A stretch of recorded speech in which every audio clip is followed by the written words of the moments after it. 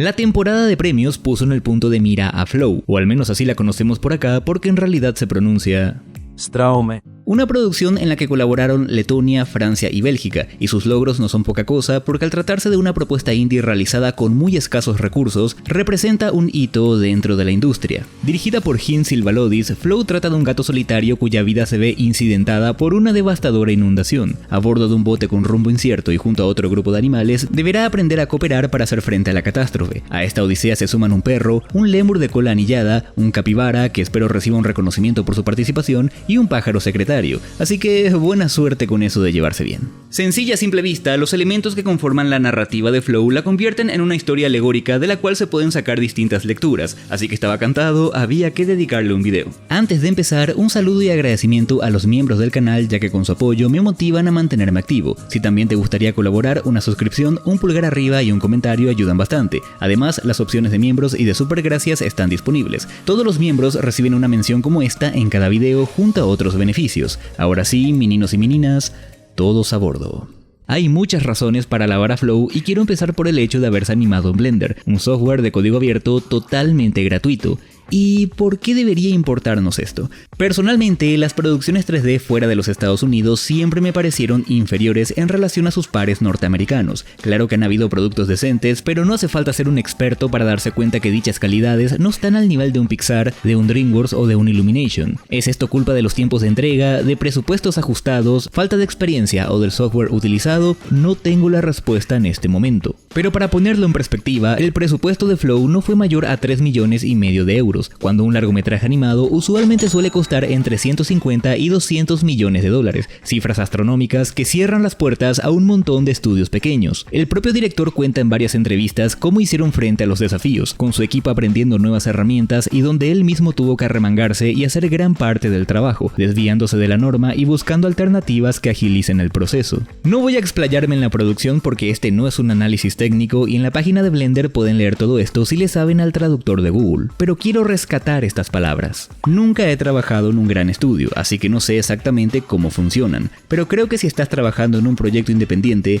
no deberías intentar copiar lo que hacen los grandes estudios. En cambio, deberías desarrollar un flujo de trabajo que se adapte mejor a ti y a tu equipo. Creo que es necesario tener un cierto nivel de ingenuidad al iniciar un proyecto. Si hubiera sabido lo difícil que sería, tal vez nunca lo hubiera hecho, pero como no entendía del todo los desafíos que me esperaban, me lancé y fui descubriendo las cosas sobre la marcha. Ahora bien, aunque el trabajo final es bastante plausible, salta a la vista una animación más limitada. Mucha atención a mis palabras, no estoy diciendo que la película es fea de ver, ni mucho menos. De hecho, tiene un nivel de calidad bastante alto, pero los ojos más exigentes quizás noten movimientos más rígidos, texturas menos detalladas y elementos menos maleables, como el pelaje de los animales. Y aunque no se trata de un detalle determinante, tiene su grado de influencia en la percepción del público. Para muestra un botón, el propio director tuvo que salir a aclarar varias veces que se trata de un gato gris oscuro y no de uno negro, como si fuera algo demasiado evidente.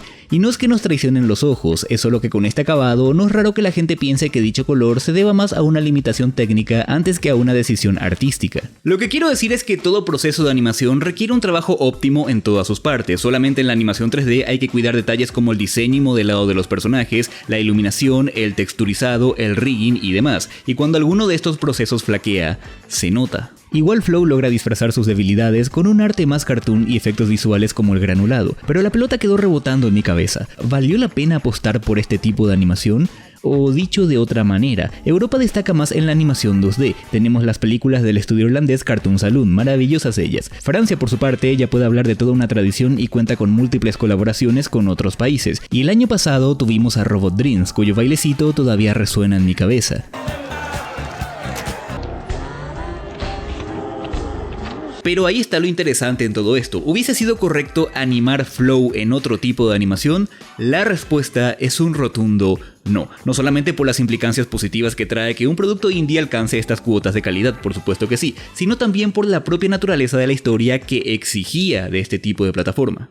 Verán, hay una cosa donde la animación 3D, bien aplicada por supuesto, siempre le va a ganar a la animación 2D, y eso es el retrato del realismo. No importa qué tan naturalista se pueda volver el trazo, una película 2D siempre va a estar condicionada por sus propiedades de imagen plana. La mejor prueba de esto está en las raíces de la propia película, un cortometraje de Silva Lodis titulado Aqua, donde ya se aprecian un montón de los elementos que veríamos en Flow. Si bien la intención es distinta y este corto tiene un tono más experimental, creo que notarán cómo este medio le cambia la cara a este universo. Esto no se trata solo de un buen tratamiento artístico, se trata de encuadres y angulaciones de cámara, del comportamiento de la luz, del volumen de los objetos y demás. La presencia del eje Z cambia por completo la manera en que trabajamos una obra. Por esto muchas veces el 2D tiene que complementarse con el 3D para lograr ciertos efectos. Les pongo un ejemplo con esta secuencia del Libro de la Selva. Como representación de la jungla está perfecto dentro de los parámetros de la propia película, pero no deja de ser una caricatura, mientras que la naturaleza en Flow necesita sentirse mucho más inmersiva, con factores como el viento, el movimiento de las plantas, los sonidos del entorno o incluso los insectos que dan vida a este escenario. La animación 3D siempre fue la opción correcta para Flow, porque recrear el realismo es uno de los pilares de esta propuesta.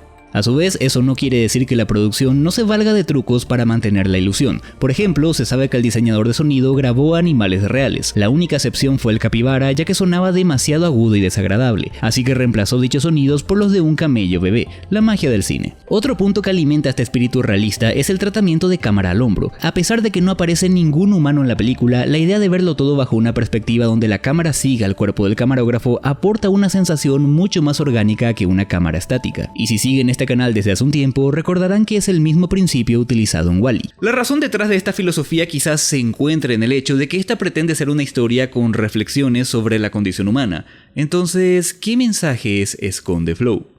A la par que escribía este guión leí muchas reflexiones al respecto, pero con la estructura cíclica de la obra, su viaje con un inicio y un final, una adversidad latente, situaciones que no tienen una explicación directa y una serie de lecciones sobre la amistad y la cooperación, la interpretación más sonada es que Flow es una metáfora de la vida misma, lo cual es una lectura muy válida, pero me atrevo a llevar la cosa un poco más lejos. Flow es una historia de la conciencia sobre nosotros mismos y sobre los demás, una narración que a todas luces quiere hablar de vínculos y de cómo estos moldean nuestra personalidad. Y esto tiene un nombre en psicología, por eso para mí, Flow es una ilustración de la teoría del yo. ¿Y qué significa semejante afirmación? Bueno, ya en el colegio les habrán instruido sobre este concepto y muy probablemente pasaron de largo, yo incluido, pero incluso si no es de nuestro interés, se trata de algo que tiene mucha presencia en nuestra vida diaria. La teoría del yo es un concepto psicológico que describe cómo se construye la identidad de una persona y su relación con el mundo. Acá hablamos de la experiencia humana, los niveles de la conciencia, la percepción del entorno y la construcción de la personalidad, y aunque no lo crean, está más presente de lo que piensan en sus películas favoritas. Pixar suele exponer la psicología de sus personajes confrontándolos con sus opuestos directos. En Coraline y la puerta secreta, la lucha entre los deseos y el mundo externo se representa en la evasión de la protagonista, enfrentando duras consecuencias por sus caprichos. Y en Perfect Blue, Satoshi Kon construye un thriller psicológico explorando el trastorno de despersonalización, con una joven que empieza a dudar de su realidad por las presiones que recibe. En resumen, cualquier cinta que tenga desarrollo de personajes. Entonces, ¿qué tiene de especial Flow sobre este tema? La forma. Hay un montón de rasgos, elementos y figuras que hacen referencia a la dimensión psicológica de las criaturas en pantalla.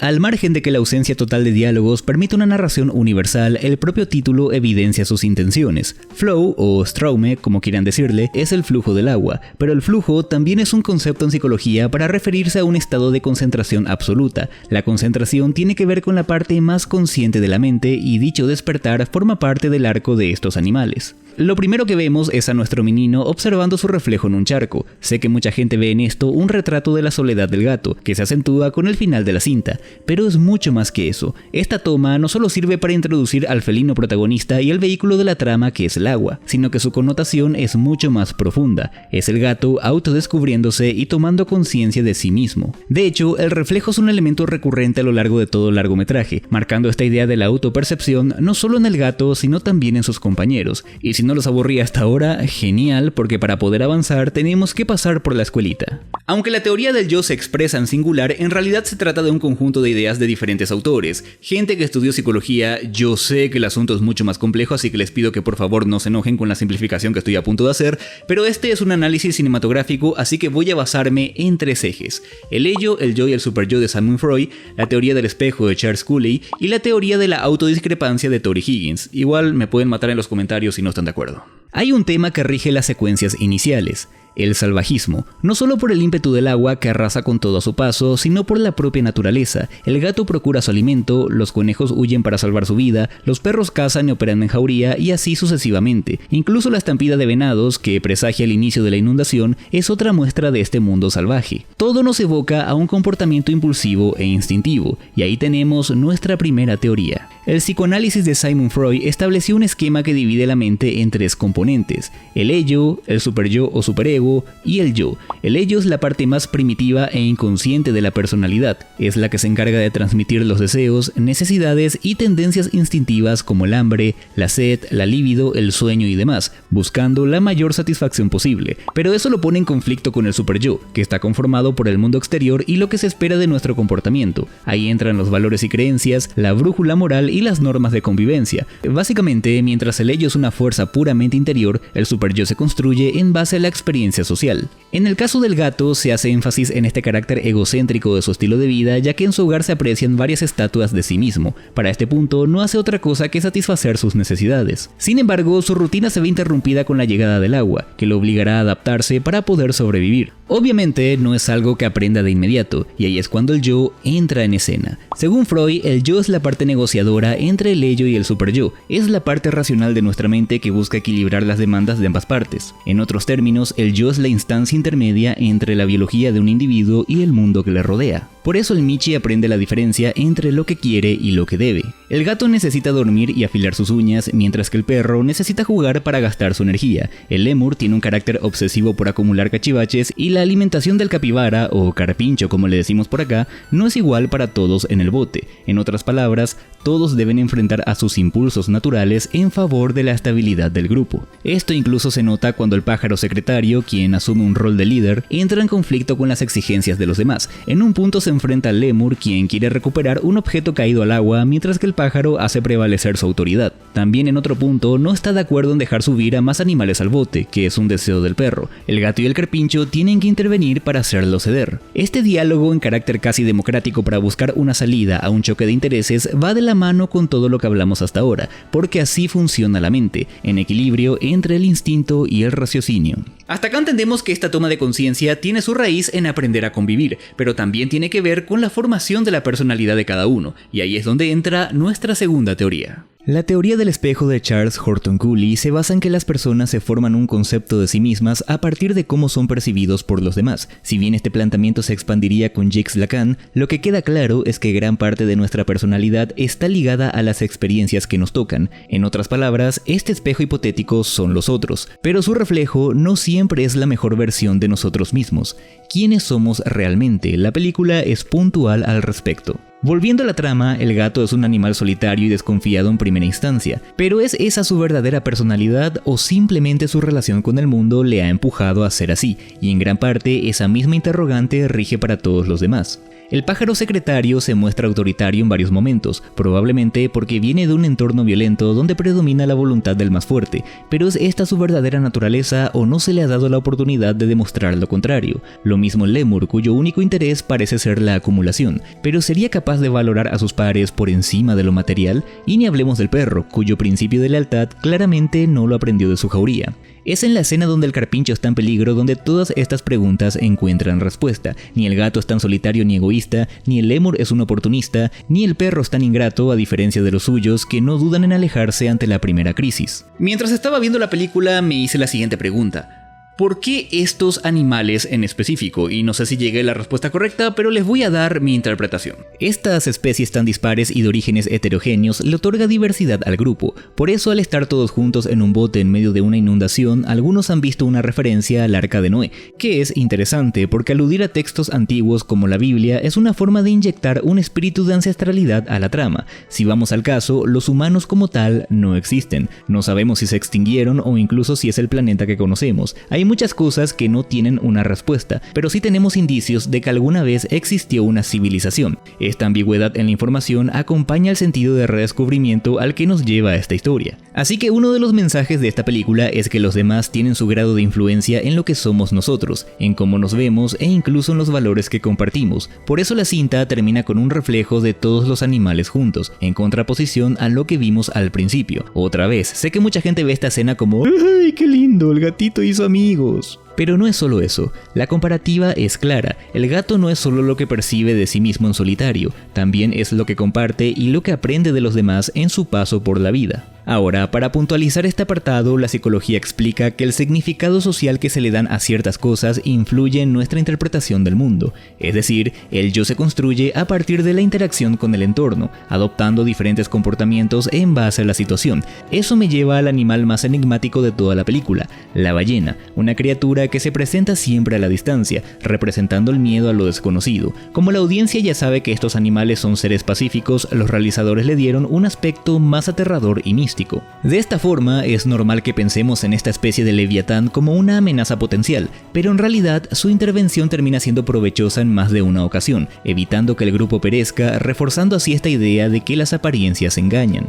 Asimismo, entender el simbolismo de la inundación puede ser confuso porque adquiere significados ambivalentes dependiendo de cómo lo mires. Por un lado es destrucción, violencia y muerte, pero a su vez es paz, vida e incluso esperanza. Estas percepciones van variando a lo largo de la cinta. Se trata de una fuerza que obligará a estos animales a salir de su zona de confort, pero también les ayudará a alcanzar otro nivel.